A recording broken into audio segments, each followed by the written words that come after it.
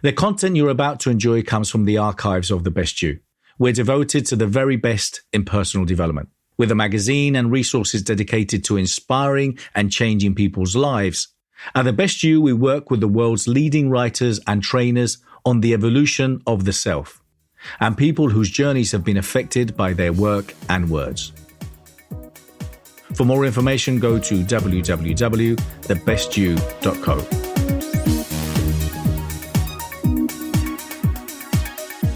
Boys and girls, ladies and gentlemen, señores y caballeros, I'm back. I'm back again. So I'm literally in your house. So I think the text message we sent you, or the email we sent you yesterday, at yours, we're coming to yours, and this is what we're doing. So we're literally here, and this is obviously recorded, so you will have the opportunity to watch it in the weeks and months to come, because this is only the beginning. So I've got two guests now, and it's just been great. I've got these beautiful, great panels of these people connecting from all over the world and sharing ideas with phenomenal and different expertise.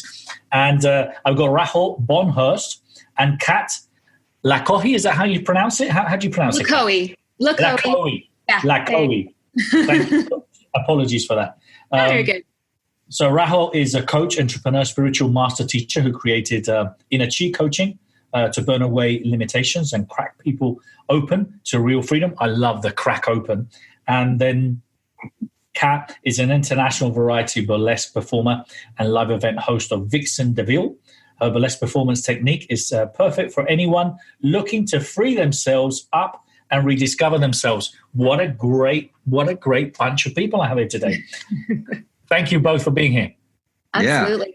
So, Raho, you're from Germany. You came over to the Best You Expo. You're still in LA, aren't you? I am in San Diego with a view on the beach. Okay, well, listen. So, out of all the things that's happened to you, well, this isn't. It's not one of the best, but it's not a bad place to be. And Kat, where are you originally from? I'm originally from England, North England, and now I'm based in Los Angeles. You're based in Los Angeles. Brilliant. Okay, great. You've been here long? 8 years. 8 years, okay. Sometimes feels like less, sometimes feels like more, but yeah, 8 years now. Brilliant.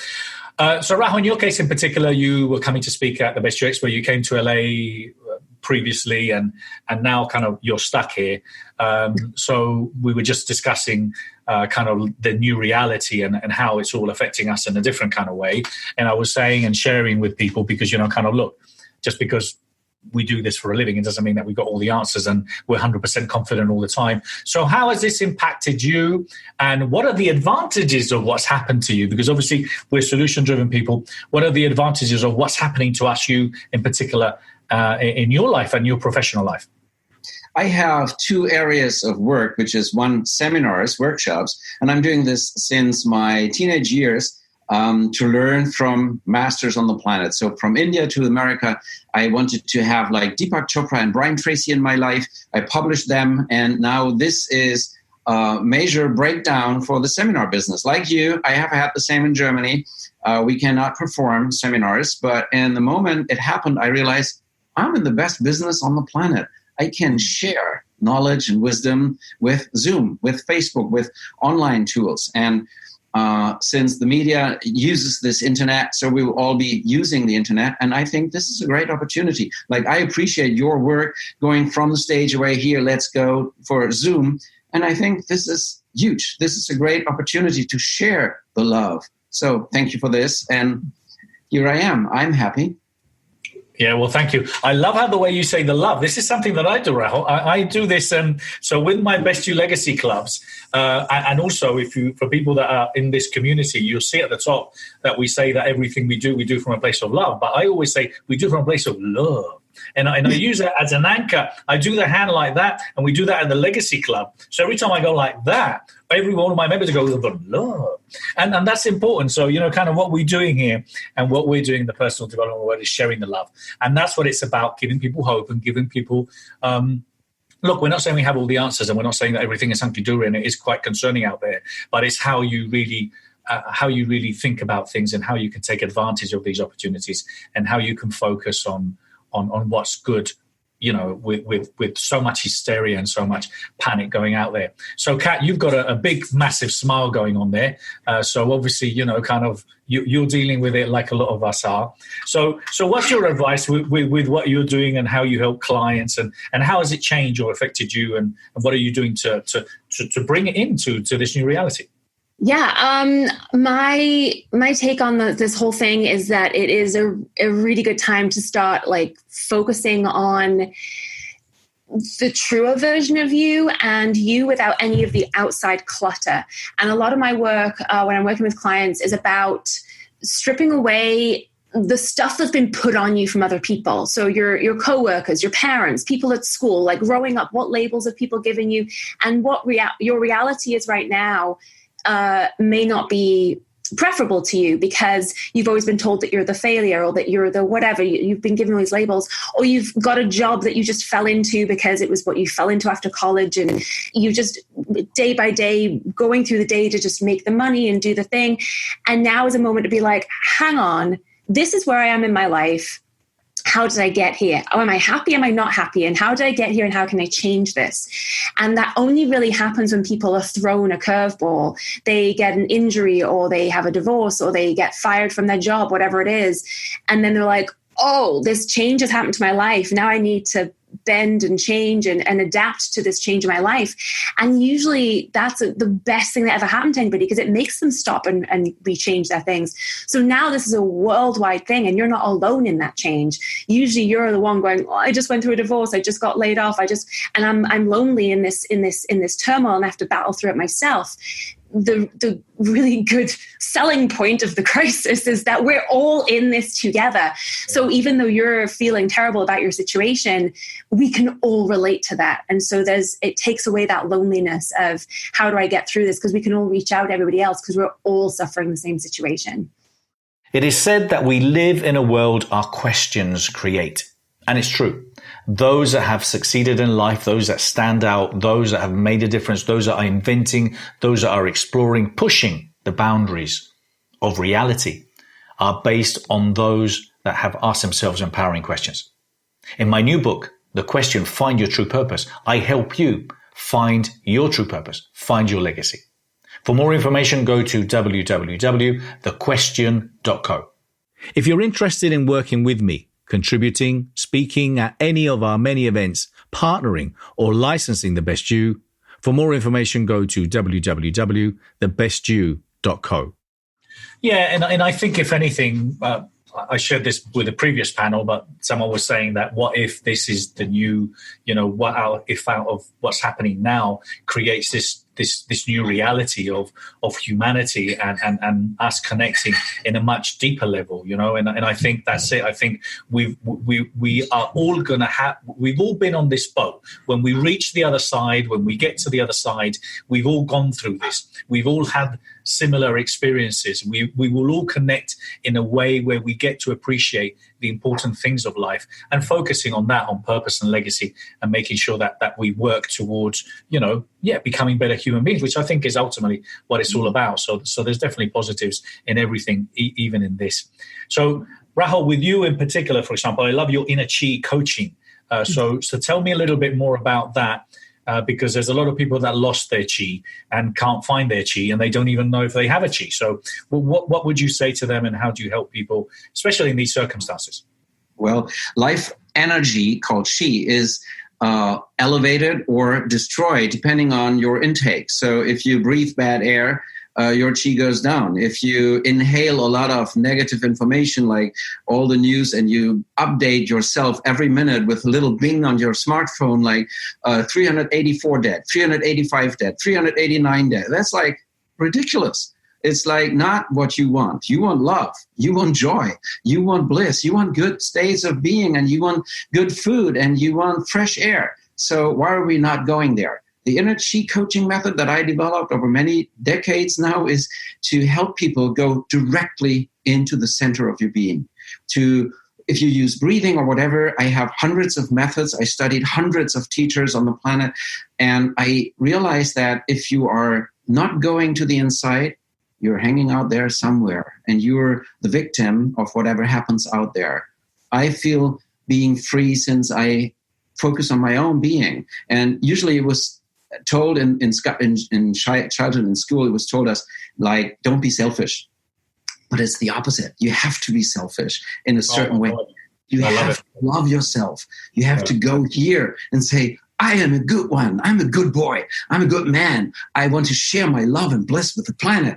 And, you could share so much love and bliss. And instead, many people just go out there and take in what they don't like, bad, negative input.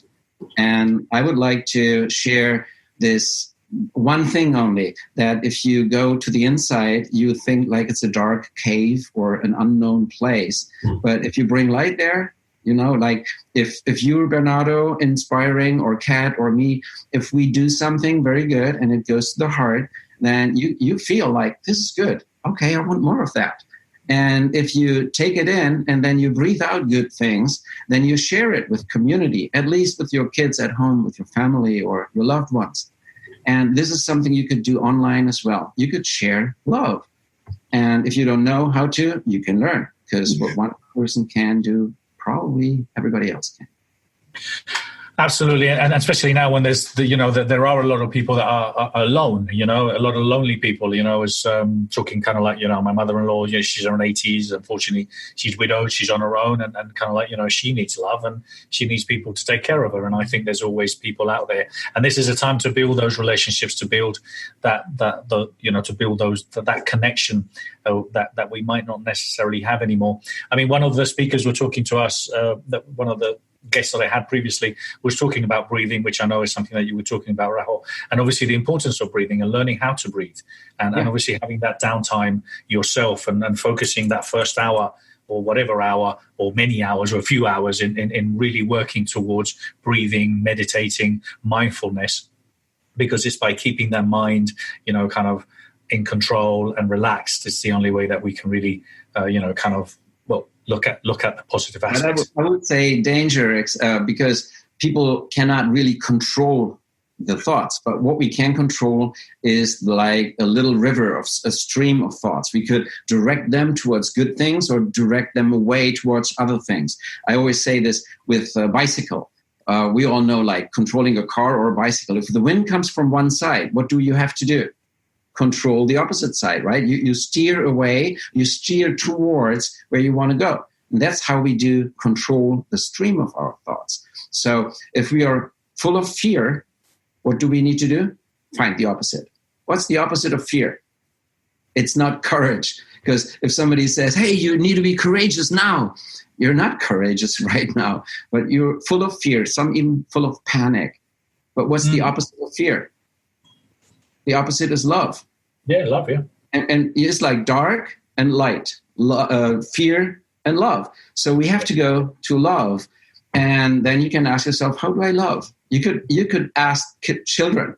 You could see your grandmother that you love, or take a memory where you find your own love, and then increase that love, and then make more of it. And then ask yourself, how could I do more of this? How could I feel more? How could I direct my whole attention towards more love?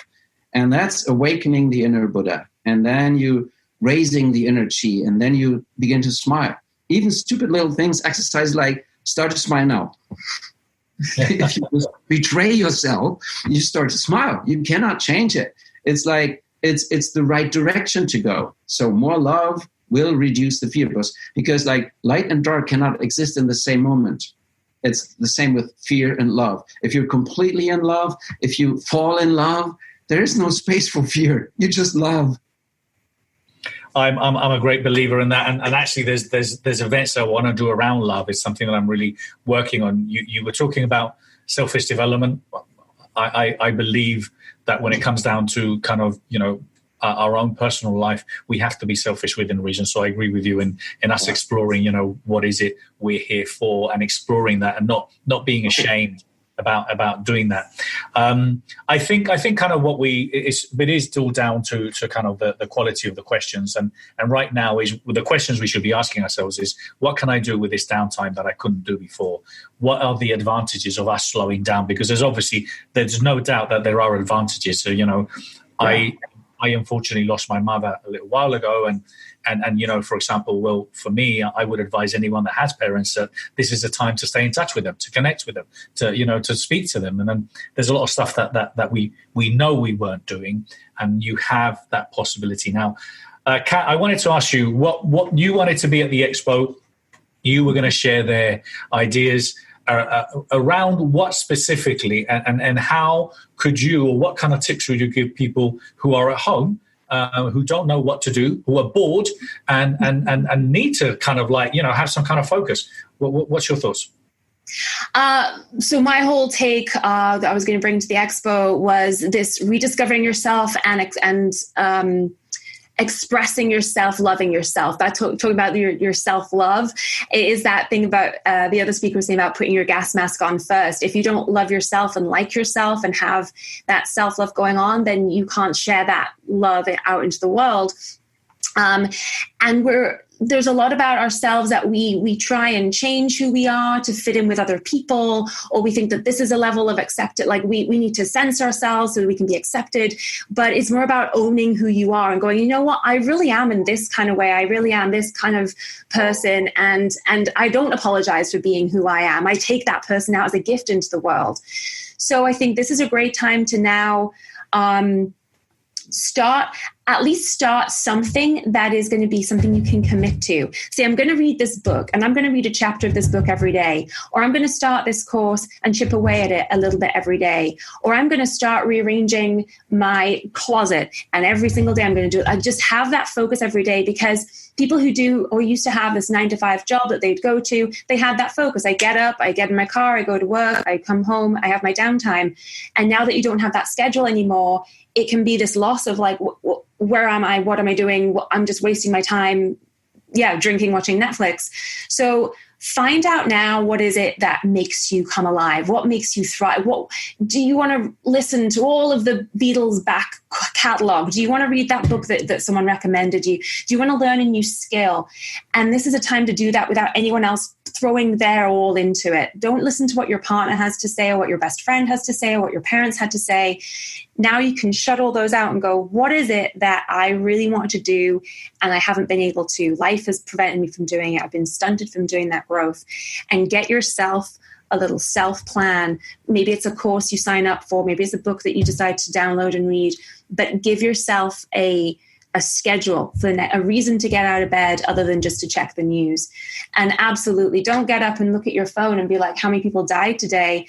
That's irrelevant. People are dying. We get that. Let me know when I don't, let me know when the rules change of whether I can leave my house or not. Focus on something else instead, because that's all happening. That is going on. You have no control over the outside world. What you do have control on is who you are, how you react to it, and how you can contribute. Get yourself that definite, this is what I'm going to do every single day. And once I've done that task, then I can check out the outside world. To find out about my latest projects, get a free coaching lesson, or download my book, go to www.bernardo-moya.com. That's great advice, Kat, and that's the truth. The truth is that there's a lot of negative news in general anyway, and although people might feel that somehow they've lost their freedom, we're still all free to move around, and we are, technically we're restricted in a way, but we haven't lost our freedom. There are people that are imprisoned. There are people that unfortunately are ill. There's people that, even in our circumstances now would give everything that they have, which is nothing, to be where we are. So obviously reframing and looking at kind of, what other people might be going through, which is still more challenging than we are. It's not that should give us a peace of mind, but at least should put things in perspective, because there's one of the things that I do realize with people, that obviously negativity starts with complaining. A lot of people are just like whingers, as we call in England, a bunch of whingers. And there's a lot of people that just love a good old whinge, love a good old complain. Those are the first people that you need to go to your phone and you need to go click on it and disconnect, okay? Just block the caller. That's one of the great things that phone does. You can block the caller, and you couldn't do that when you have a phone on the wall before. It's like when people post on Facebook and they're like, hey, is anyone else suffering from the whatever? Or, hey, anyone else finding it difficult doing this? And you're inviting other people to go, yeah, I'm finding this really difficult. Yeah, this sucks. But if you put something out going, hey, guys, what are you doing today that's positive? Like, put that out in there. Don't ask for people to give you negative feedback. That's just so counterproductive. It's ridiculous. Okay, so Raho, what's last thoughts? Because obviously, we're very excited to have you back when we speak the expo. So what are you sharing now? What would you like to leave us with in kind of this new reality that we have, which is going to take a little bit of time? I think we need to be patient. This is a marathon. It's not a sprint. At the moment, unfortunately, for a lot of people around the world, it's starting and it's just going to probably get worse till it gets better. But we still have to keep the eye on the prize. Thoughts? I have thought a lot about the last days, how I could help my friends and many people, my clients and all of that. And I have set up a webinar. You said I could share the news about that here. I put it in this chat here. Can you see it? It's a bit.ly link. And I will teach people what I learned since my childhood and 30 years of how to awaken the inner Buddha, how to find that peace, how to find that love, and how to elevate that. So it's 5 phases that you need to go to. It's first elevation. So you need to raise your energy or love, cheerful, blissful, joyful. Even if you don't know, I'll teach you how to do this. And second, you need to integrate that into everyday life, into your new routines, what Kat was talking about. And then third, you need to create something with that. And how you do this. It's very simple steps. Everybody can do this immediately. And you can learn this within a few days. And then if you create a new relationship with new friends, maybe online, then you can share. You can share from your heart. And that is, we're like social animals, I like to say. And we have a heart and we have a huge human spirit. We're unlimited, and we can share our love. And then from sharing comes caring. We could care for others. So as strong as I feel myself to be, I could care for many, many, many, many, many, many people.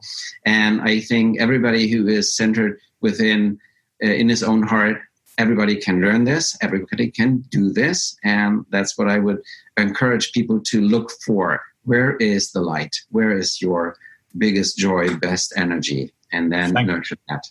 Thank you so much, Raho. And unfortunately, we're going to have to leave because I've got my next panel coming on. So, look, I want to insist that anyone and everyone that's watching this, every single speaker that is here sharing ideas and tips and advices are coming from a place of love. They're coming from a place of honesty. They're coming from a place of giving. And I just really want to insist on that. And I want you guys who are watching to take advantage of it. Okay. And I'm insisting, and I've insisted this several times, that everyone that I've invited and everyone that should be participating here is here for the bigger good, and it's not for them to benefit. So I want to make sure that you appreciate that, because that's the concept and the idea of the best you. We're not here to sell to you. We're here to help you, and especially in these times of need. Okay, Kat, last thought for us before we get going. Oh, last thought. I would say definitely enlist an accountability buddy, because it's all very well going, I'm going to complete this thing by the end of the week, or I'm going to do this every hour. I'm going to find out whatever your goal is. I have an accountability group I meet with online every Monday at 10 o'clock, and we set our goals for the week, and we're nice to each other. We don't chastise each other for not meeting our goals. But if you're trying to get in shape or lose weight or enlighten yourself or read a new book, learn a new skill, get an accountability buddy to make sure that someone else is in, because you'll lose your willpower. It will diminish. You need someone to sort of back you up. So whether you're living with people, whether you're quarantined with other people who can support you, if you're not finding that support from those people, go online, found an accountability buddy, and you can help each other through it together. I love that. That's brilliant advice. And we were talking in one of the panels before, within us, because we're also quarantined now together, communication is key. Okay, and if you've got your partner there with you all the time, well, maybe you want to get someone else as an accountability partner, just so you speak to someone else, okay? That's maybe good advice. Guys, I want to thank you so much. I'll be back in another minute. I'm already running late. Rahul, thank you so much. Kat, lovely to get to speak to you both. And keep sharing the love. Well done. Bye-bye. Bye. Take care.